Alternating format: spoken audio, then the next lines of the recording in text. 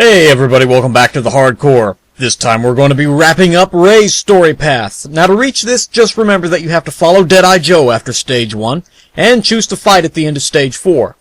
We've seen this little fight with Sheena already, but at least we can act like it's new and exciting, right? Right? Oh look, we chose to fight. Oh look, the doctor's a real bitch. Oh look, the doctor's combining enemies. Oh look, the doctor's spazzing out. Oh look, the doctor was eaten. Oh look, we win! How new and exciting as well as surprising. Am I right, guys, or am I right? Whew, never saw that one coming. And judging by the little symbol over his head, neither did Bahamut. Oh, I think we just screwed his plan up. And that's one dedicated soldier to run from where he came from. You'll see in a minute. Run into the room, see the big enemy, and still pop a salute before speaking. Yeah, you were pretty stupid and gay there, Bahamut. Pretty stupid and gay. Anywho, as you can see here, the final stage for Ray is a throwback to the old Contra games, in that the alien cell has broken loose and is now, quickly mind you, changing the base into its den. Also, these little man mutants are freaky as hell. I mean, they eat each other for crying out loud. Badass.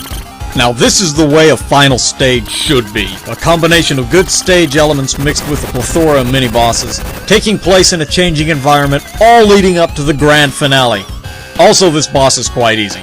Despite what you've learned from other Contra games, just shoot his head instead of the big red orb on his sliding apparatus there. His attacks are easy enough to dodge.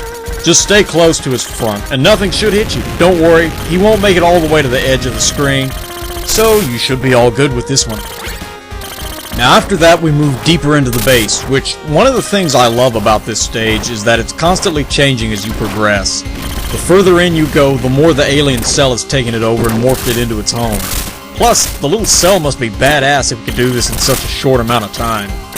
Anywho, the next mini-boss is this frog foot thing that hangs from the ceiling. Two major attacks. It spits out those little worm guys from previous Contra games, and it will occasionally throw its hand at you. The hand can be difficult to dodge, as it's hard to see it coming, and it can hit you when it's returning to top it off. But other than that, just pour your ammo into this guy, and he should go down quickly enough. This next phase can be pretty annoying to try to rush, which is all too common with me. Those little mouths that pop out of the wall can fire crap off at you, which, considering that you're hanging and less mobile, rushing makes this very dangerous.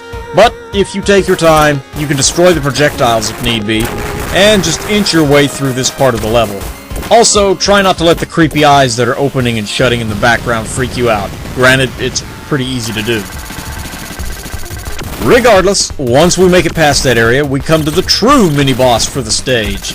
This weird little worm sand digger thing. Its first phase has a couple of attacks that can make it annoying as hell. The dashing back and forth isn't one of them, mind you. But when it calls its little buddy and has it bouncing on its back, you need to time your jumps just right or else you won't make it through. Point of interest. You can stand on its back without taking damage. Useful at times, especially for those characters with a shorter jump, like Fang. Once you enter its second phase, however, it'll grab its buddy and curl up into a ball. Then it's going to travel around the room border clockwise. And as with most other enemies in the game, speeding up as you damage it more. Just remember the slide, and his second form is a cakewalk compared to the first. Of course, it can be a bit annoying and time-consuming, since when he goes faster, that gives you less time to shoot at him, thus dragging the fight out much longer than it should take. Like here!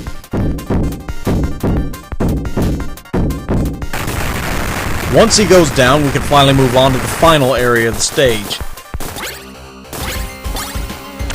This area is just a long, auto-scrolling climb.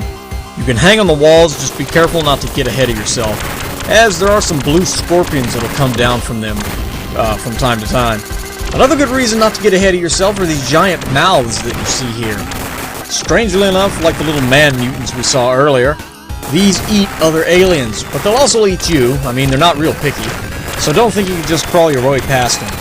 They take quite a bit of damage to take down, so killing them before the bottom of the screen reaches you, and without getting into their range, can be kinda difficult without the right weapons. But as long as you're not using the normal, unupgraded gun, you should be okay on that, regardless of which character you're using. Other than that, it's just a slow, long climb through this shaft, which has really been transformed by the damn alien cell.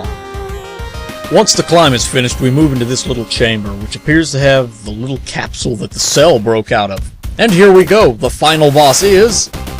oh my god, the aliens have cloned Lady Gaga and turned her into a giant. Well, there's no way in hell we can let this get out into the world. How are we going to stop it, you ask? Shoot it in the face. The only advice I have here is aim up. That's pretty much it. Oh, and if you want, destroy its little arm things that shoot lightning at you. Its second phase looks as bad as Miss Gaga without makeup, as it throws a lot more of those little blue and yellow things at you, but it's not bad. Plus, if you're like me, you'd think the main body would hurt you, but it doesn't, so it's doubly not bad. Once you damage the alien queen, or I believe its technical title is Red Falcon Redux, it'll transform into its final form, which lives up to its namesake.